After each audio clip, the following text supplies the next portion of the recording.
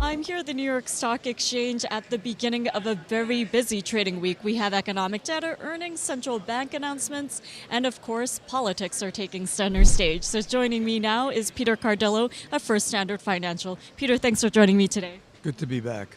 Well, we have a lot going on this week in terms of data, earnings, as well as central bank meetings. But first and foremost, I want to ask you about the developments regarding the presidential election. We only have a handful of days until next Tuesday, so how important are the latest developments? I think they're very important. And I think this is a recipe of a market of uncertainties.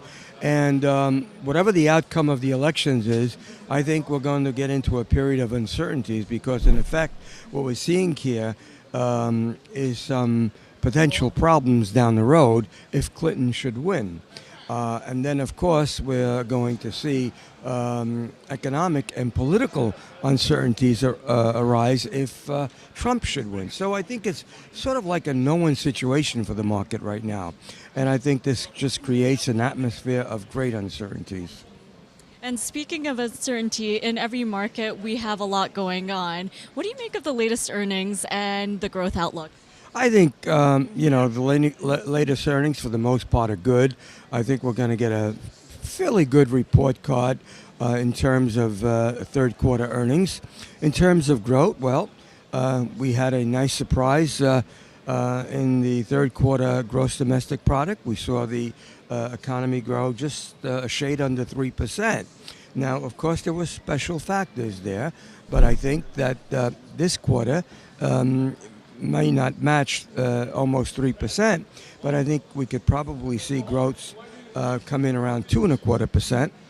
And I say that because I think it's going to be the consumer who's going to show greater strength in the last quarter of the year as opposed to the first, second, and of course the last quarter.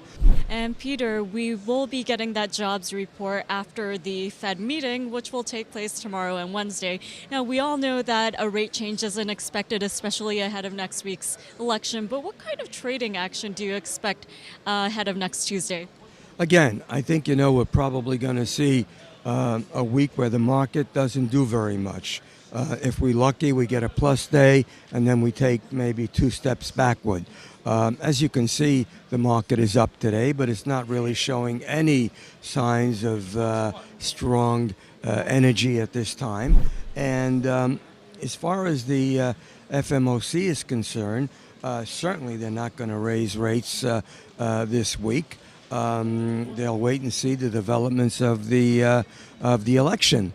And again, we've been forecasting for a rate hike of 25 basis points in December, and I'm going to stick to that prediction.